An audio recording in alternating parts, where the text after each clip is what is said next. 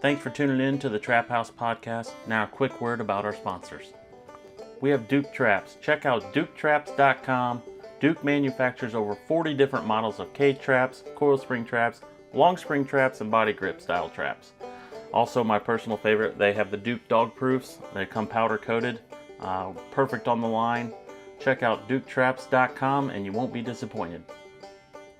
We have J3 Outdoors, maker of the Hags Bracket, all American made products. Check out their website, j3o.com, and you will not be disappointed. They have everything from your bait holders, your spring clips, your tail hooks, the universal locks, the list goes on. Especially if you're a water trapper, you want to check this website out. That's j3o.com.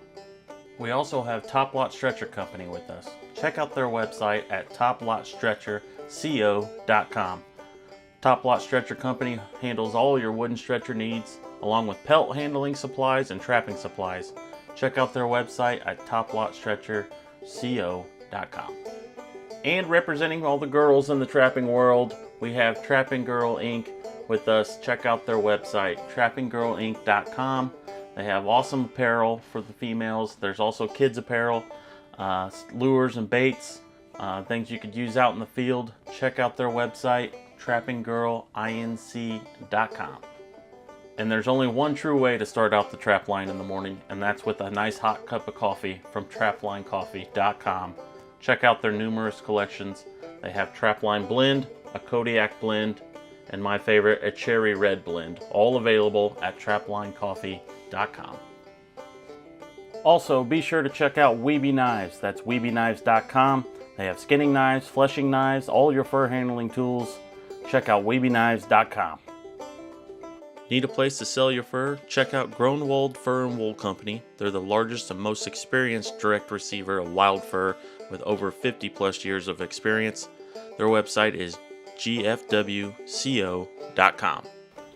And last but not least, Hoosier Trapper Supply. Check out our website, HoosierTrapperSupply.com, home of the Top Dog Predator Bait and Jet Fuel Predator Lure. We got all your trapping needs, trapping scents and baits, deer scent, and apparel. Check out HoosierTrapperSupply.com. All right, everyone, welcome back to the Trap House Podcast.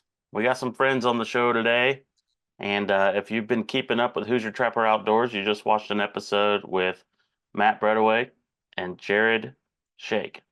Thanks for joining us. Yep, thanks for having us. So, yeah, I mean, you guys took the camera. The day that we were there, there wasn't a lot going on, just how it happens, you know, sometimes out when you're trapping, but we left you a camera and you got us all kinds of cool footage. So we just kind of shared the highlights. So now we can kind of talk about all the stuff in between that wasn't on the show, you know, because you guys do a very good job for the short time that you have. And I think a lot of people trap that style, you know, that they're always stuck at work. You know, this isn't their livelihood. They get a vacation time and then they go trapping and go as hard as they can. And that's kind of what you guys do. So it's a perfect example for a lot of trappers out there. Where do you want to start? How long was the actual vacation trap line, I guess? Well, I think we had 16 check days, or was it a couple more than that? It might have been a couple more, maybe. The complete line was 16 days. I think Matt had out a few traps a few days prior to that already to give us a jump start, but 16 check days was the bulk of the line that we had set. You guys came down and ran with us on, and so that's what we was running. Yeah, and when you guys were down, the otter that you showed, we had those traps set, but we decided, well, to wait to check it till the following day, just because of time with us and everything. So the day we checked was the second day check for those, and we have an otter, of course. We thought we were time with you guys, but hindsight, we didn't need to save time. Yeah. Uh, But that's how it goes. right. What kind of totals did we end up with? I mean, that's not everything, but people are going to be curious. So I think we ended up with 73 coyotes. We caught 9 bobcats, and of course here in Indiana we got to turn them loose. But that's quite a few. Yeah. Bob. No fox this year. Raccoons, possums, have no idea. We didn't keep track of those. Yeah. It was quite a few. I think we had one skunk. One skunk. And of course, I remade the set. I tried to get him not to. So I said, "Man, leave that. Let's go." So of course I had to smell it the rest of the day. What did it pay off? Did you catch a Coon. guy out there? A coon. caught a raccoon there. Yeah. So the particular farm, that's the same farm. When you guys were here last year, we had the bobcat. Same area, same. So, but it just didn't really produce this year for Bobcats. on coyotes anyway. But we caught a lot of bobcats there. So again, I don't know if there's some correlation with there being a lot of cats there and it run the coyotes out. I don't know. Yeah. But we didn't catch there. I think we caught 5 cats there total. Yeah, so. On that one farm. Yeah. Is that right? And only 2 or 3 coyotes. Yeah. And then in the midst of all that, you did have some water traps going, obviously. We just talked about the otter, got some beaver, even some muskrats in the ditch, which we showed. Yeah. Not a lot of water trapping, but we did do a little bit. Yeah. So that's a good 16 days, right? Or, Yeah, that's a real good 16 days. Real good. It's unbelievable the amount of prep work that you got to put in when you're going to run that house, trap that many farms. Because we had to go around in the late summer and get permission for all these different properties, and We knocked on a lot of doors. knocked on a lot of doors. And that's just kind of what it takes to spread yourself out. So you want to get into different groups to maximize your time.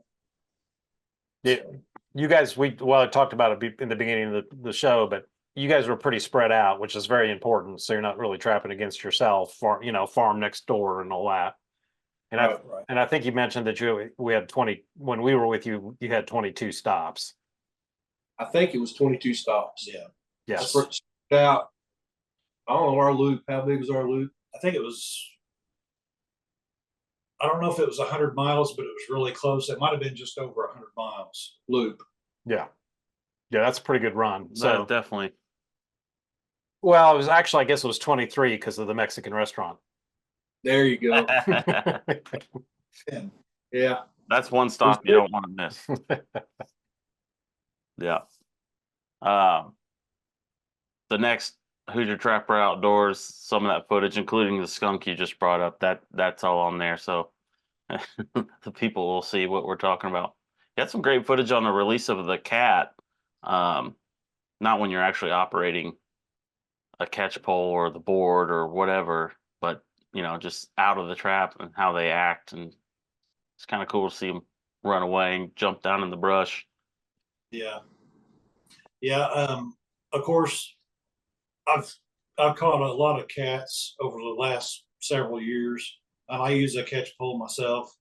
A lot of guys will use boards or buckets or totes or whatever, but you got to be careful around cats. We had one. Jared had a hold of the pole, and I thought the cat had settled down. I was getting ready to get the trap off its foot, and the only thing I seen was a claw come right in front of my face. So I had to get back a second, reevaluate that, and then I think I grabbed the pole out of his hands and I got the cat out. Those things, they get tiring after a while. Yeah. Yeah. Well, I mean, even if we had a season, which you're probably only allowed to be catch one. So there's two of you trapping. So that means you guys still would have been turning loose 7 Yeah, if we had a season. Right. So Yeah, there's especially down there in southern Indiana, there's too many. yeah, there's Something needs done. there's several guys around that started trapping after we were done, and they're catching cats too. yeah. There's quite a few. Yeah. And I think we've talked about it before too, but the idea of that heavy cat population in an area has some effect on the coyote population. Basically, they're the dominant. Essentially, they push them out. I don't know Yeah. that that's a proven theory. Well, it's not a proven theory if it's a theory, but I mean, it's I don't know if that's necessarily been proven, but there is definitely I think some merit to the idea of that they're the dominant predator in the area, or the coyotes don't want to mess with them or something. So Yeah, I definitely believe that. yeah. I mean, what we've seen. So how many days did it take you guys to get up to speed on that 22 stops with that many traps out? Well, it took maybe I'd say about 4. And then days. even after that, we still We're fill at- in here and there. Right. You know, if we had a 15-minute drive from one stop to the other, we would try to find a spot, just a little drive-by spot, to put a couple more, just so we wouldn't be wasting all of our time driving. And at least we'd have a couple to look at. And those spots paid off for us. Yeah, we had one spot in particular right off the road, old county road that nobody drives. You showed it. A farm track. Yeah, I think It was on that we've got some footage of that. last weekend. I think they showed one. Okay, well, right there and right off the road. And that one trap caught 4 coyotes. Same trip. Same trap. There were other sets around, but that one, it's the one that caught 4 coyotes there. Just right on the travel way where they're coming through. Yep. Yeah, it's just a pull into a field, and probably about a half mile, 3/4 of a mile north of it was a turkey barn or something Hog barn. across the field a ways. And I mean, we've said it there the last 2 or 3 years, and normally it'll produce a couple. Mm-hmm. This year it hit for 4, so we was pleased with that one. Mm-hmm. We had some areas, you know, we've scouted and we tried to do our homework. We had some areas that like that produced 4 coyotes. We had a spot that we called it Eagle Lane because there were, the first day we went to check or to set, there were 4 eagles off this lane, and that's where we had the coyote when you were with us. The one coyote. One coyote, and you know, it looked great. We were thinking 6 to 8 coyotes on that lane Right. alone. because it's a natural travel way and everything converges right there, and they just weren't there. Yeah. They weren't there for those couple weeks. Yeah. And that's how it That goes. works. Like sometimes you're like, all right, these are our home run spots. We're gonna probably catch about this here. And then the filler spots, like you're saying, like drive-bys that you just throw in and they're just okay, just adequate. Sometimes those are the better ones than their so-called home run spots. Just how it Yeah, plays out. That's kind of what we found out. So Yeah. Generally, though, you probably agree, though, from year to year, if you've got a good spot, generally it's going to be good the following year.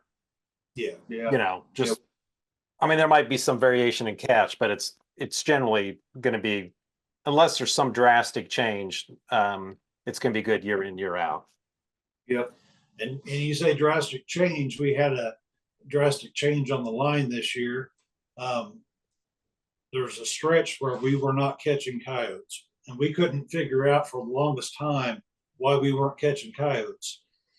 And toward the end of the 2 weeks, we decided to punch in some beaver sets at a spot. And when we got down there, the whole farm was growed up in CRP. The whole farm. we're talking over 200 acres. Yeah. So if that wasn't bad enough, you go 2 or 3 miles, probably a mile and a half away, and that farmer had his ground in CRP, and it was along the river. Yeah. So probably all the coyotes around were going back and forth through that CRP. Yeah. We did catch 4 or 5 at the one place, like 5 there, who caught a cat. Yeah, caught a cat there. But you know, if we wouldn't have waited so long to set the one farm, we probably could have made that connection a little earlier. Mhm. That's kind of how it goes. Yeah. We also focused this year on the new stretch of our line. We kind of focused along the river was our goal, as many farms as we could get along the river, and we got quite a bit. Yeah. And halfway through, maybe a little over halfway through, we walked down to the river just to take a peek, and of course it was almost dry, and there were coyote tracks all over the place running up and down the river, and we think maybe they were spending a lot of time just running the riverbank up here, on the fields and tree lines and stuff where we were setting. So I think that cost us a few dogs there. We were so focused on, the field, the crop changes, the field crossings, the typical places that you normally catch coyotes. That's just, we kind of dropped the ball there, and as far as looking along the river. Mm-hmm. So yeah, we probably could have picked up a few coyotes right in the river bed itself. That would have been kind of cool. I mean, because typically I'm assuming that dry edge would be obviously underwater on a normal. Right. So. Right. And there were river, it was a high bank, and you could just see the coyote tracks down there. It was kind of sickening, yeah. All those. Yeah, we were sick once we discovered that, thinking, man, we missed out here a little bit, but yeah, we'll know for next rivers down. I'm sure that would have made it a lot for raccoon catches too. So You're right there. Juggling act. Yeah, but that's okay. I mean, if that's, you just have to line the dog proofs up too, and we do that some. Yeah. We think could possibility. We throw in a few dog proofs. You think that helps? Yeah. We actually had, I don't know if we got it on footage or not, but we had a raccoon caught and a DP, and then right 8 feet away, we had a coyote caught. Yeah. that's great. Don't know, but Right. But we had both of them there. Yeah. So Yeah, I think it does help. I think if a coon shows up and just the way they are visually, just seeing that, like, DP sticking on the ground, they're going to check that out first before they end up getting in your foot trap, for your coyote's head. right. At least that's my thinking. Yeah, that's kind of how we think about it too.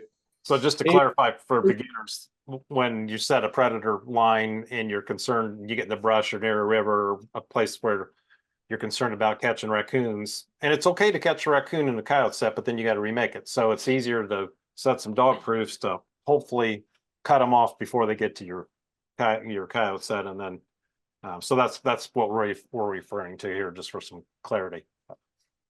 Yeah, sure. And even if we catch a raccoon in a coyote set, I mean, that's not bad. It's not a bad thing. No, it just adds high appeal. So, and we reset the same trap, put it right back in the same spot. And in this year in particular, those remakes were pretty hot. Mm-hmm. We just kept catching.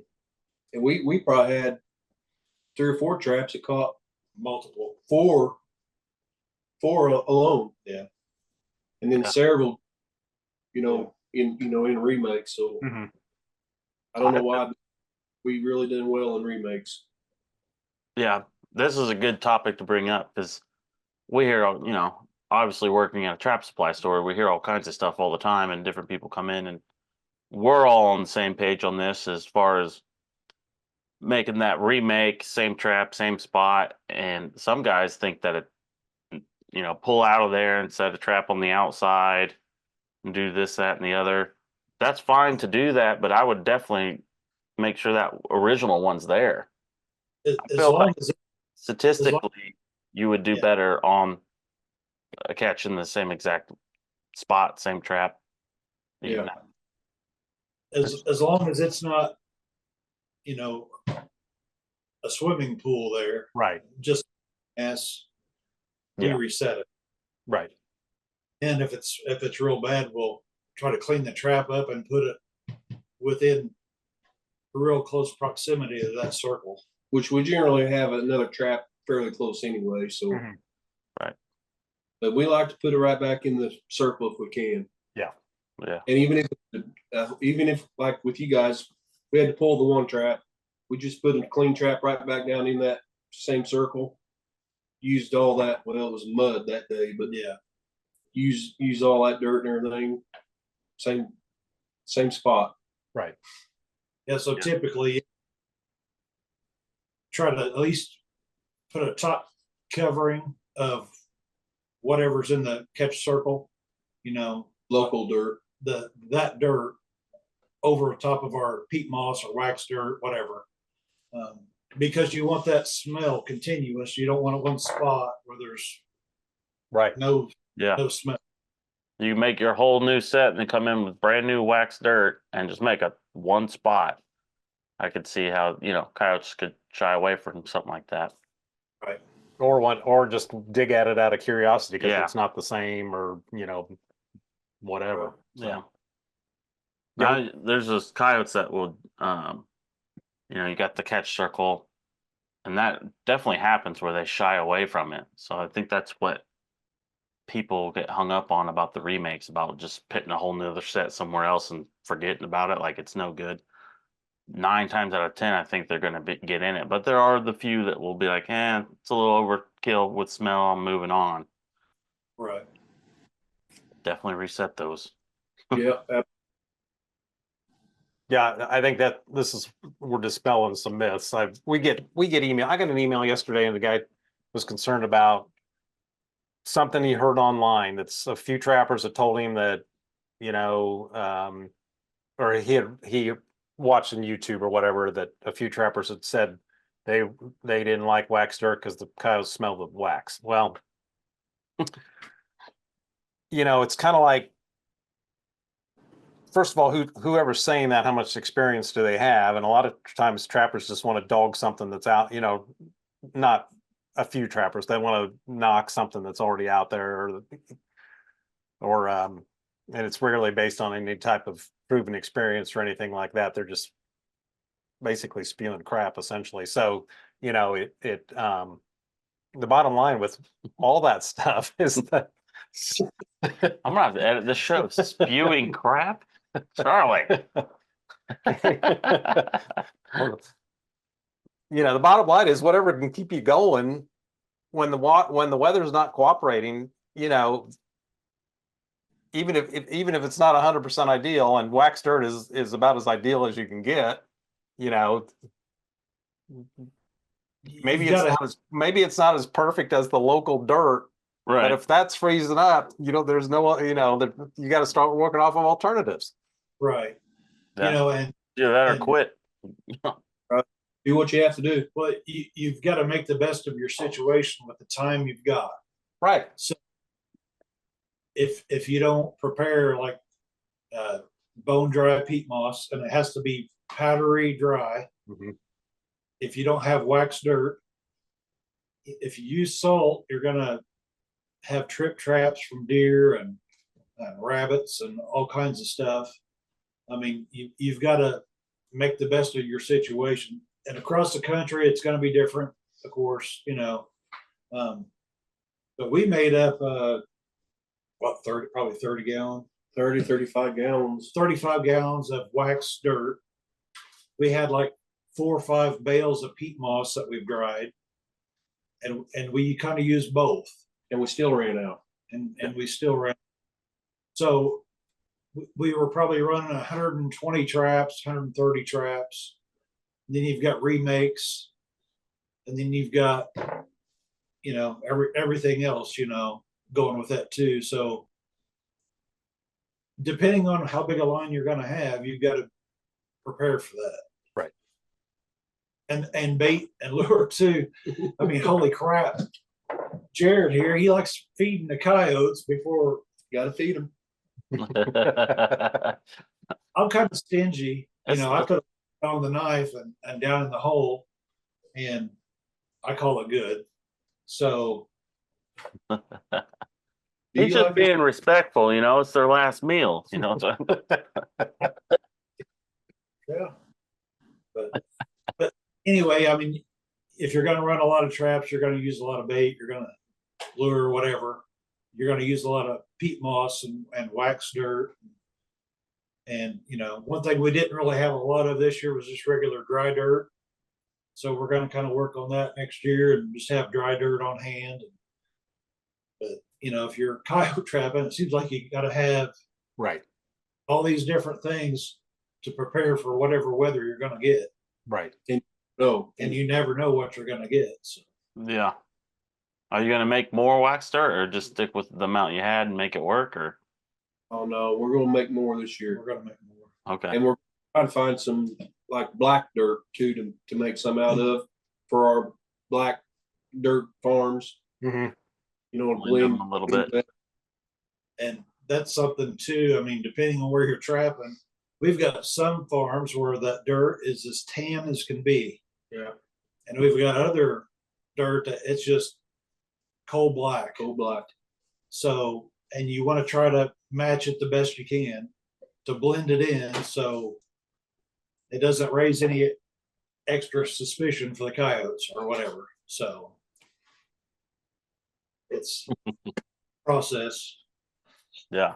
So to put it in perspective, do you guys have any idea how much prep time you've got in a 16-week prior to starting? How much prep time goes into 16 days of trapping, like you're doing full days, 10, 11 dozen traps? Too much. It is a bunch. It's a lot. We spent every weekend doing something. Yeah. Leading up to this, whether it was be knocking on doors, going out and getting dirt, making the wax dirt, getting traps prepped, stakes, drags. I mean, everything. I mean, we had a lot of time in it. Probably too much, but what else are you going to do when it's 103 degrees outside? Right. Make wax dirt. So that's a good time to make it when it's like that. That's for sure. Yeah. So. We actually use a seed mixer this year, and that's the key right there. Yeah, that sped us up quite a bit. Did you put a torch on it then? Yes. Yeah. Okay. Yep. On the exterior or the in? I've seen both. We done the torch. Yeah. It was at the bottom of it, heating it from the bottom while it was on. Okay. It worked. I mean, it was really a pretty quick process. It was a quick turnaround time, so Yeah. not too bad. Talk a little bit about, because people wonder about this all the time, about gaining places to trap, and maybe they're looking at state or federal ground, or maybe they've got a deer hunting lease or a deer hunting buddy that. But as far as just going out and knocking on doors, what do you guys have a certain approach for that, or and how often do you get turned down? That kind of thing. If you're going to go knock on doors, I think you guys have touched on it before. Don't go all greasy and dirty and knock on his door, or if you see him working on a piece of equipment, it's not the time to ask. When you approach them, try to get them on a day that maybe they're not too busy.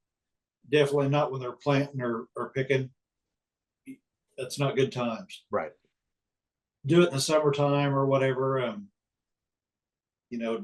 Dress fairly nice, good clean t-shirt or whatever, and take your wife's car instead of your old trapping truck.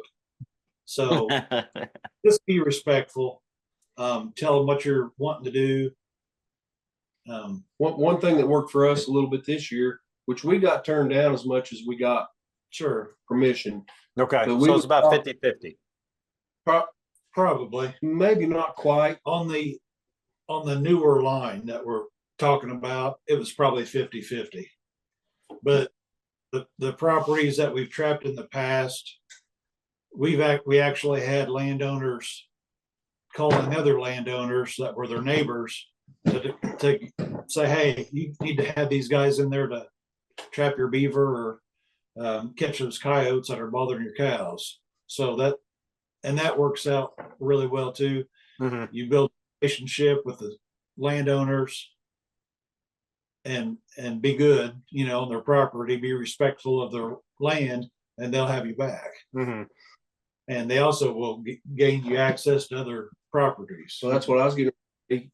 One thing that helped us this year is we'd stop at this farmer's place and talk to him and actually gain permission. While we were there, we'd say, hey, do you have any neighbors here that we could go talk to? And they'd shoot us 3 or 4 names, and then we'd ask them, hey, is it okay that we throw your name out that you sent us here? And and for that, and that helped out quite a bit.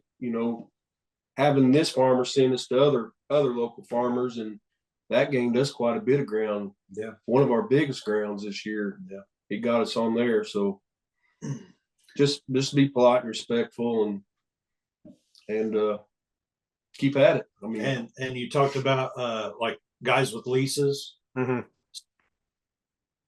The one farmer in particular, he said, yeah, you can trap here, but currently we've got a guy deer lease. He's got a deer lease on some river ground. And by the time we were done, he said, next year we're going to do that lease a little different.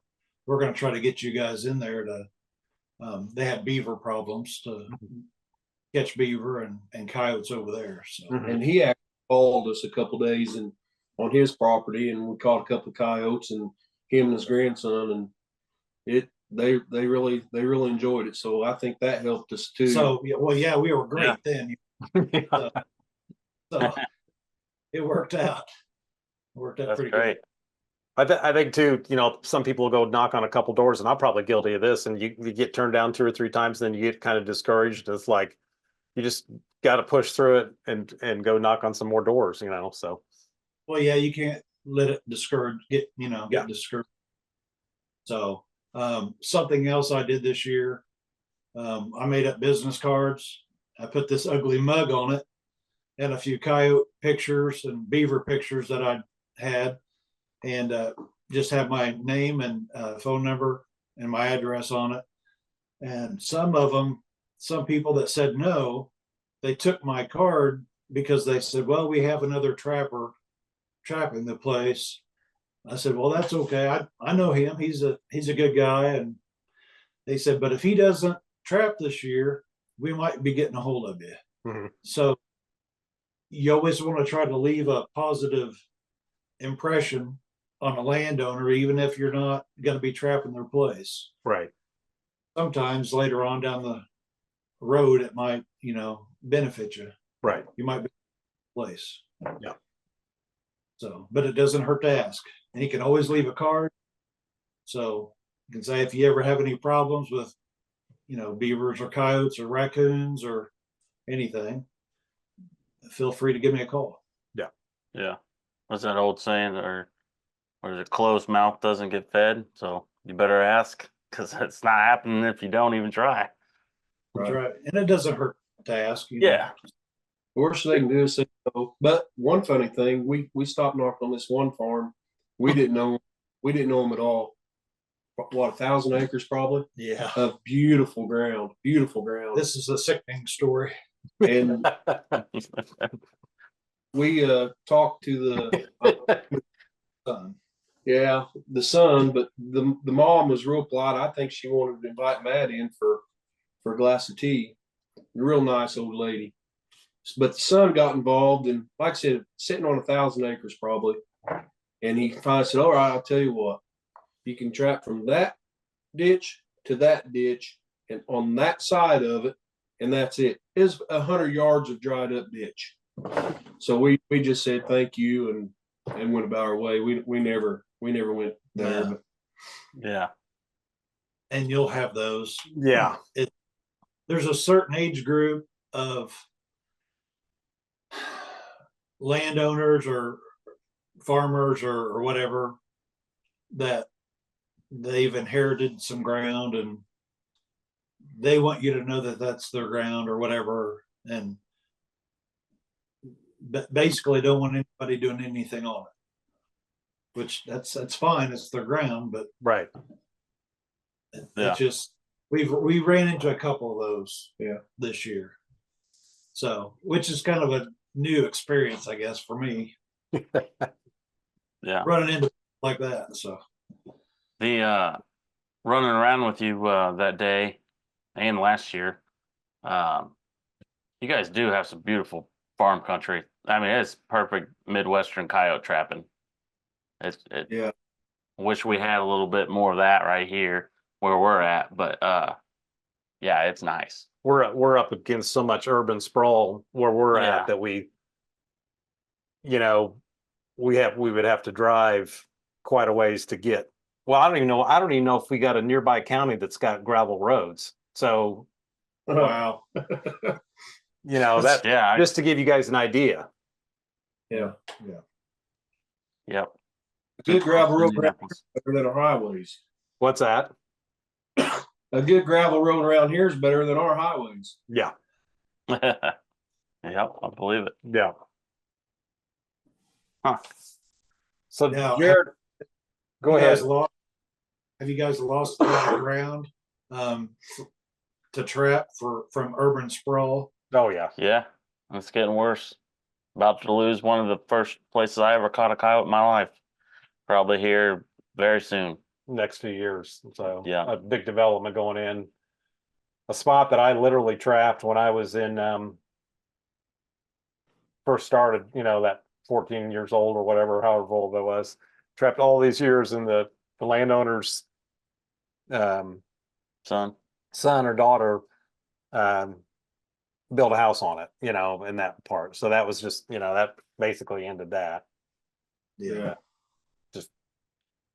I mean, that happens to everybody. It's just we're experiencing a little bit more of that sprawl for sure. Just being so close to Indianapolis that, Yeah. There's still plenty to mess with, and you just got to work a little bit more at it and drive a little further. How much time you got, before work sort of situation, but Sure. It's there. But yeah, you guys do have beautiful country, and there's people living down there, and there's farms and all that, but it's definitely different than up here. And like I said, I don't even know of a county nearby that's got gravel roads. And like some of those gravel roads that you guys were on, that you were just basically trapping off of, it was still a county road, correct? Yes. Yeah. Yes. Yeah, that's Yep. pretty cool. So Yeah. So Jared, tell us about your perspective on lure choices. Yeah. Well, I kind of like giving them a little bit something else to smell other than the normal, the common, glands and stuff like that. So I started years ago using muskrat lure and beaver lure and stuff like that, and meat gland lure. I used to actually, the first coyote I ever caught was on a meat gland lure in one hole, and some ground up mice in the other hole. And it's along a creek bank, a little creek levee. And, if coyotes traveling, minks traveling and everything back then, I didn't care what I caught. And I just started using meat gland lure, muskrat lure, and beaver lure. And this year I told Matt, I said, Matt, I'm going to do it again, because it was along the river and everything. And I thought, I'm going to give them a little bit different smell this year than what we normally do. And so we used your Muskrat Licious a lot. I did exclusively Muskrat Licious and your Stump Kicker. Yeah. Is that what stump kicker. It's a beaver call / food lure. So yeah. Yeah, that's which our bottle said 503 on it still. Right. So and had great success with it. I think it just gives them a little bit curiosity, to look. I always use the double dirt hole or punch hole, whatever you want. And I put the bait in one hole and the lure in the other. And I don't use urine. I just mainly because I never have it in my bag with me. But I don't use urine. And I think it just gives them the two holes. It gets them moving their feet a little more, and the curiosity on that, either the muskrat lure, something sweet, or your beaver lure there. It worked out great for me. I went through a couple bottles of each. Yeah. But and you were using Top Dog. I was using the Top Dog exclusively. He was using your Mighty Dog, except he wouldn't let me have the Mighty Dog. That's because you were eating it. He was eating. Can you believe that? Stuff. Smells good enough to eat. I know. We came up with that little stunt when we was up there at your rendezvous this year, and we went in and talked to Andrea and to get a clean bottle. And on the way home, we about had to pull over. We were laughing so hard.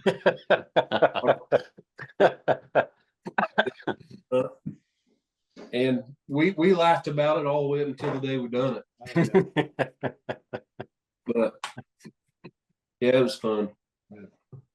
So the perspective, I mean, when you guys go at a location, normally you're setting, both of you are setting. Yeah. So, you're using different attractants, different bait, at the same location. So obviously giving them a different smell or a different choice. Sure. And I don't know, we were catching coyotes. So yeah, we always said at least one apiece. Sometimes two or three. Sometimes two or three apiece. Yeah. So yeah, I mean there's plenty of smell there, different smells for them to check out. Like Matt was always using either your jet fuel or your black gold or your Dixon elixir. Yeah.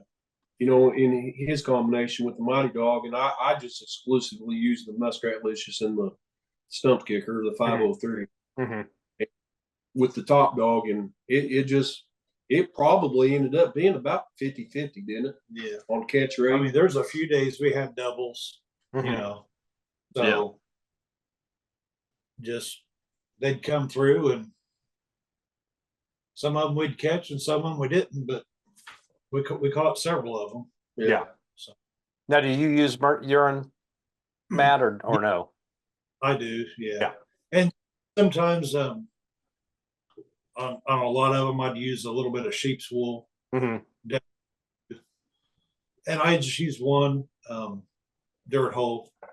I put everything down there, so they're going to have to work at it to get it right. all the attraction, it's all in one spot. Just keep their feet moving and Right. try. And which I think goes to prove that there's no set way of doing it.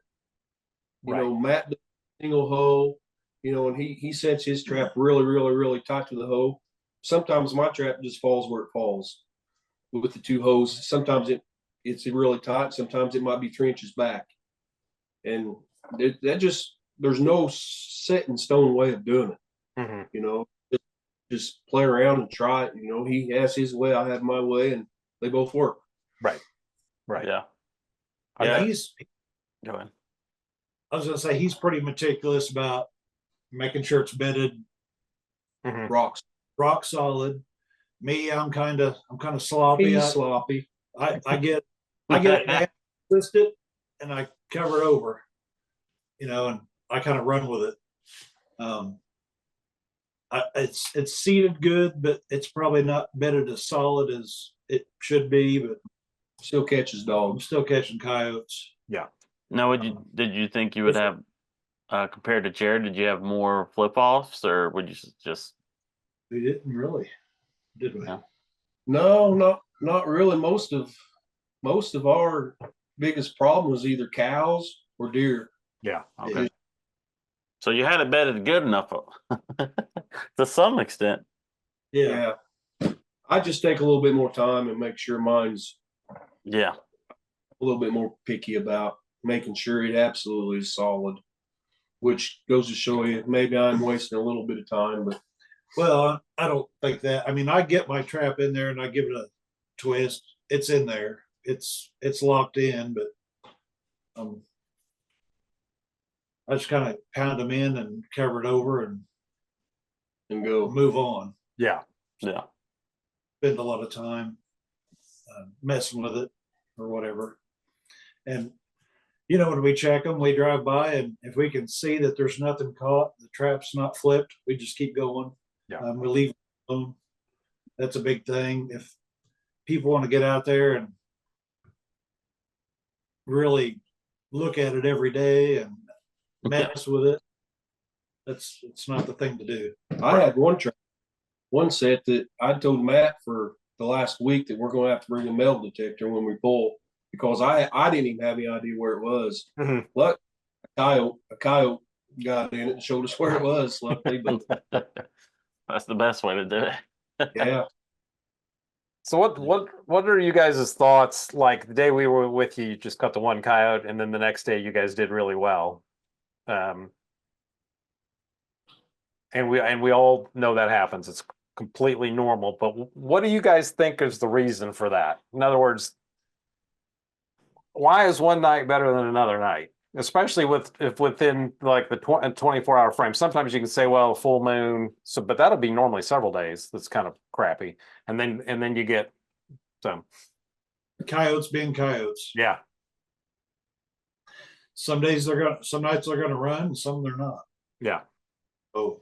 Well, the night before you guys came down, it was a lot warmer that night. Yeah. Makes them kind of lazy. It was like 50, 55 degrees or something. It was a really, really warm night, and we were a little concerned about that with you guys coming down. But I mean, it happens. Like I said, dropped down a few degrees in temperature that next day, and we pounded. Yeah. You know, really about every day after you guys left, we pounded. We had a day of 10. Yeah. Several days of 7 and 8. You know, a couple days of 2. Sure. But I don't think there's any rhyme or reason for it, really. But you know, the biggest thing, don't get discouraged. Right.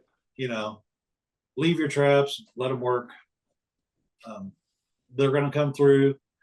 They might run past your set the first night or 2 or whatever, but eventually they're going to work your sets. Right. You know, as long as the wind in your favor, so they can smell your bait or lure or whatever. Just leave them alone and let them work. Right. We do think about that a lot too. The prevailing wind. Mm-hmm. We take a lot of thought into that when we're setting, but we still always have another one over here, you know, on the other side of it, just in case. But we use prevailing wind quite a bit. Yeah. That statistically, I think you guys are a really good example of this. So,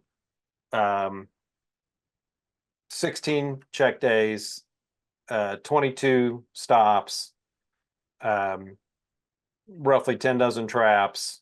So you're still looking at a lot of empty traps to make a big catch. Oh, Absolutely. sure. Absolutely. And a lot of beginners, they'll in fact, we had a guy the other day, he had 2 traps set for 4 nights and he didn't catch a coyote. He did catch 2 coons, but it's like he may have been doing everything correct, but statistically he was just not in the ball game. So sure. even if he was on location, 4 nights may not be enough for that spot. Right. So right. I think beginners really have a hard time grasping that or dealing with it and trying to not and getting discouraged or whatever, you know. So, and I'd encourage someone new at coyote trapping to ride along, try to find somebody to ride along with, mm-hmm. to kind of see see how their line is and how many traps they've got, and their catch rate and all that kind of stuff, and really what goes into it. Right. Because set 2 traps, you caught 2 raccoons or whatever, but it might take 3 or 4 days before that coyote comes through. Right. It's just you're trapping one little spot. So Right. I know, Jared, your buddy Jody that rode with us that day. He was saying that guys are doing a lot of driving. Yeah, I've talked to him since then. Yeah. Down there at work. I see him every day at work, and he was that's what he said. He said a lot of driving. I said, well, we already had it all set. Our whole line by that time, for the most part, was set. And I told him, if he'd have been there that first week, he'd have been getting in a little bit of work with us, or getting everything set. But once you got set, it's just maintaining and running them at that point, and Right. at that point. But yeah, a lot of driving, a lot of looking at empty traps. Yeah. And that's what it takes. It's just like killing a big deer. You got to pass up a lot of deer to kill a big deer. So it's the same analogy. So in other words, you're going to look at a lot of empty traps in order to make a big catch. So right. Yep.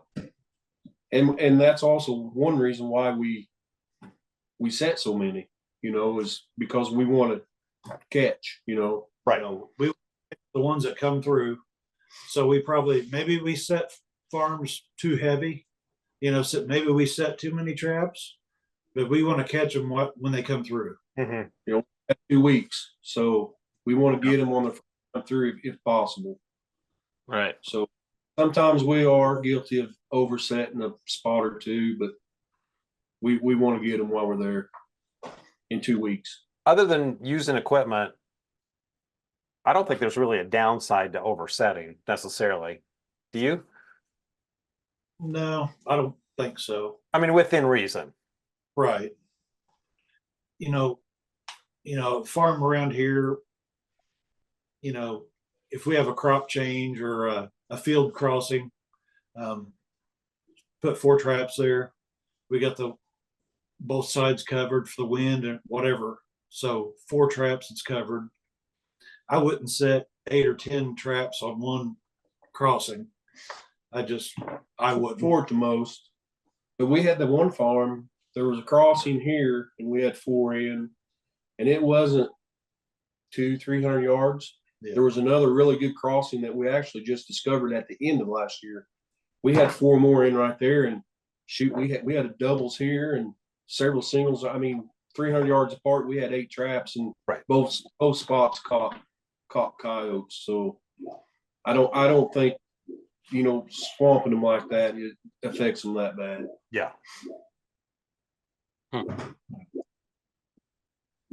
So what traps are you guys running?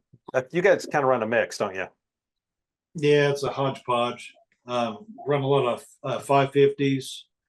We got some juniors. Yeah, Kendall Obermeyer's the juniors. We got a few of the extremes. Got some number 3s fully modified. So, but mostly the 550s is what we have most of. Yeah. Jared, what you're shaking your head about? He can have those extremes. He can have. Those aren't fun for me to set. Yeah. That's like these guys at 4-coil MB 550s. I mean, with that little edge right there to get your hand on I can't set them. Of course, I'm getting old, but why do you want to fight that trap? It's that trap's strong enough with the 2-coil. He's got Duke 1 3/4 that are 4-coil. Woo! I mean, they're hard to set. You can't hardly set them. Yeah. We call them the dirty Dukes. Yeah. And they're too tight. Yeah. Those are the traps I started out with years ago. So we use them when we're out of traps or maybe a location that might be a little bit out in the open for drive-by, people driving by and, high theft areas possibly maybe, but not that I want to lose them, but we don't want to put our 550s there. Right. Right. So, I mean, if it was up to me, we'd get rid of all the other traps and just go strictly to 550s. I think, and we did have a couple 550s somehow with 4-coil. We took the 2 springs off. We made them 2-coil. Yeah. There's no reason for that 4-coil Right. at all. Especially running wax dirt and peat moss. There's no need. Right. There's no need for that at all, in my opinion. Yeah. We always had the same perspective when we were trapping public ground, particularly, national forest ground or whatever. And I remember one case in particular, we were pretty close to the public within the forest. So we set a 1 3/4 or 1.75 Victor offset jaw in there, and figuring if somebody stole it, not a big deal. Well, we caught a coyote, but the coyote pulled the jaws out and grabbed them. So it's kind of defeated the purpose. Yeah. You can't win them all. No. Yeah, that happens. So the trap never got stolen, but the coyote tore it up. So Yeah. We only lost 1 trap this year. Yeah. 1 coyote trap. We're not sure if it was theft or. Yeah. I mean, there was a coyote in it, so we don't know if it pulled or if somebody stopped and took it or took trap and all. We're not sure, but we did lose 1 trap yeah. this year due to something like Right. that. Which is okay. Go we ahead. knew where we said it that was a possibility on that spot, and that's why we didn't have 550 there or the juniors. You'd The, rather Yeah, I had that extreme getting pulled. there you go. What kind of stakes do you guys are you using? The cable stakes, or you're using the Fox Hollows? Yeah, super the super stakes. Yeah. chains.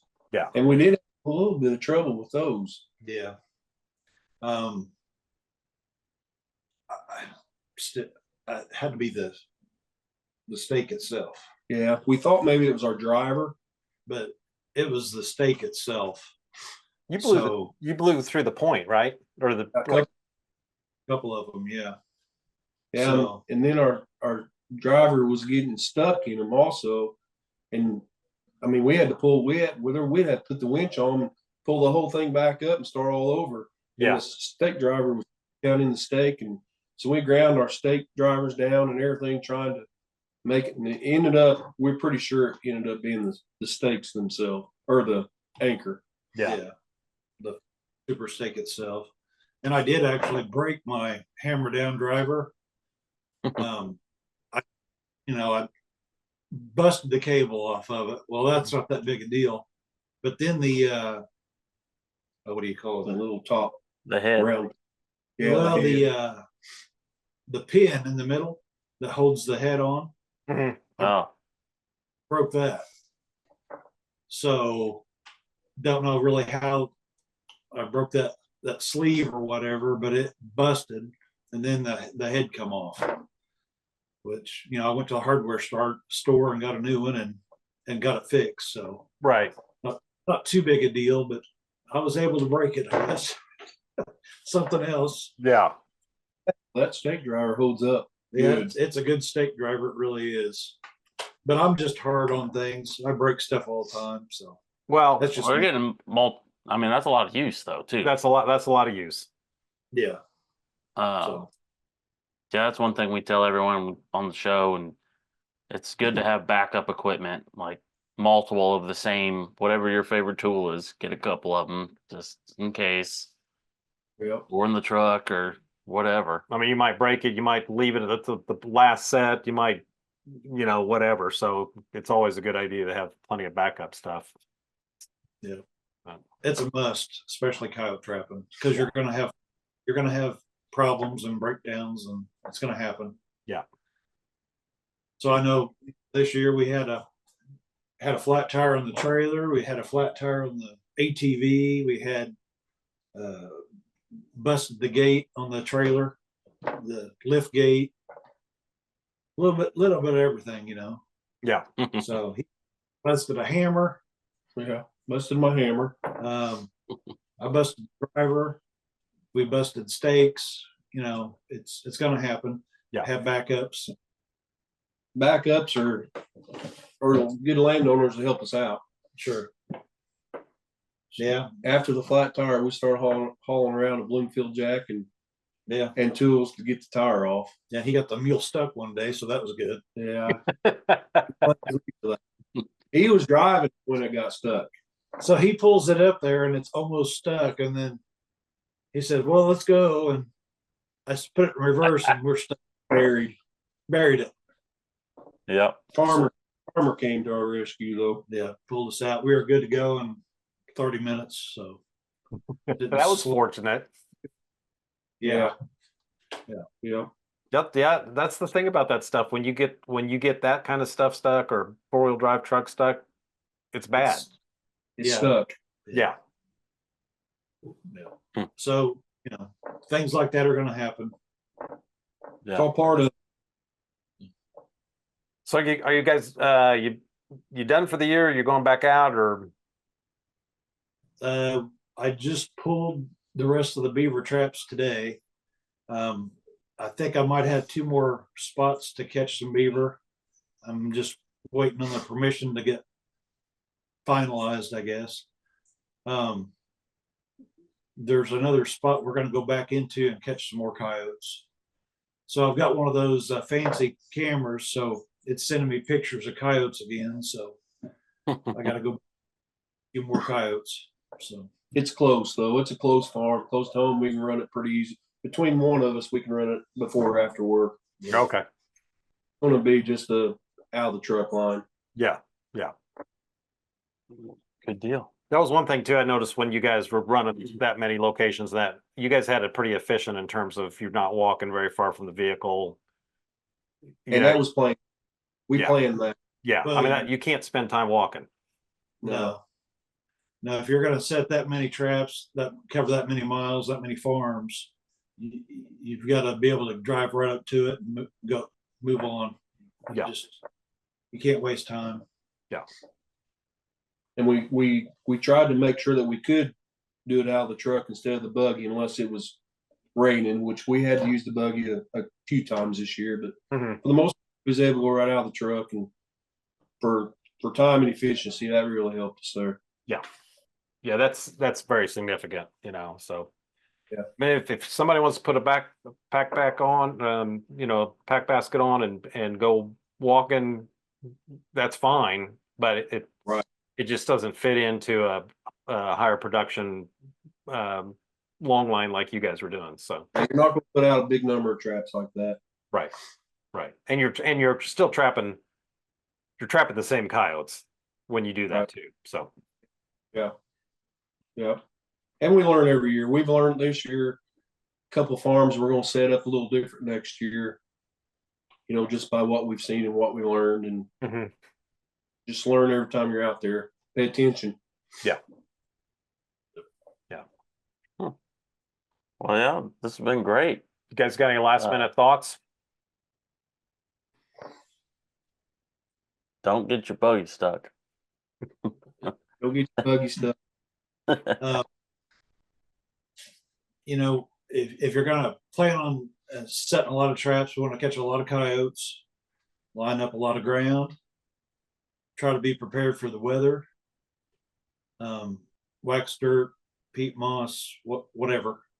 Be patient, make your sets, be patient, leave them alone, let them work. So bet them solid. So that's about the best. Yeah. One thing I'd like to say is, if you have a neighbor kid, boy or girl, anything, take them trapping. That's how me and my brothers got into it. We was fortunate enough we had a neighbor. I was too young at the time, but he invited my brother trapping, my oldest brother. Of course, when I got big enough to tag along, he took me all he could, and that's what gave me the bug right there. Just because a trapper voluntarily took the neighbor kid trapping with him, and now I know his son traps now, and his son has $2 and a new son, and they're trapping. So right there's 3 generations of trappers, right? All because one guy took the neighbor kid trapping. So just keep that in mind. If you have a neighbor kid, take them trapping. You know, take them out running with you one time. That's a great suggestion. Mm-hmm. It might the bug, it might not, but it definitely changed me and my brother's lives, you know, through trapping. And so that would be my one suggestion. Take somebody with you. Yeah. Yeah, I failed to mention that too, but we took a few people here, and we always invite people to ride along. So just give us a call or whatever, and ride along. Next year you'll be like, take a number, boys. We'll schedule you in. Hundreds of people are going to be calling you now. I doubt that, but like I tell everybody, bring your own drinks and your snacks. So Justin's bad about eating my Snickers bars. Yeah. Yeah. Matt's only got so many, and Justin's kind of hard on him. Yeah. I just read the package, just said hungry. Why wait? I just ate.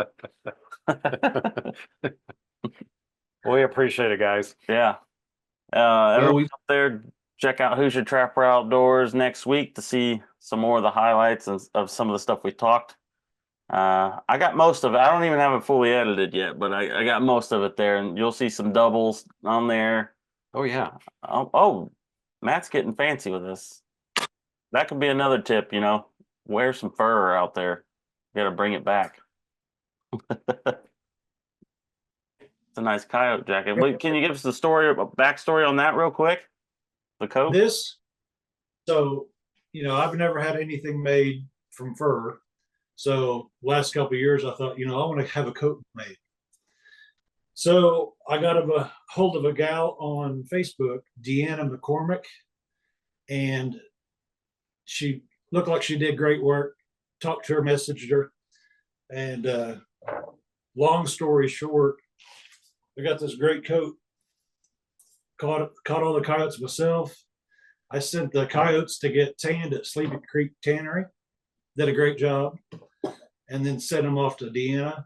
And what is it? 9 of them? 9 coyotes? It took 9 coyotes to make this coat. So yeah, it's pretty nice. Pretty nice coat. Justin's wore it, so I love it. I feel like I'm walking around like Jay-Z in that thing. You look like it. It's warm. You might need that coat next week, because I think we're finally going to get some cold weather. Cold weather. Yep. Look forward to it. So, well, good deal. Good chatting with you guys. I'm sure we'll see you soon. Maybe at a fur sale, or who knows, convention season will probably be here before we all know it. So, Yep. Happy trip. Well, thanks. Appreciate it, guys. Thanks.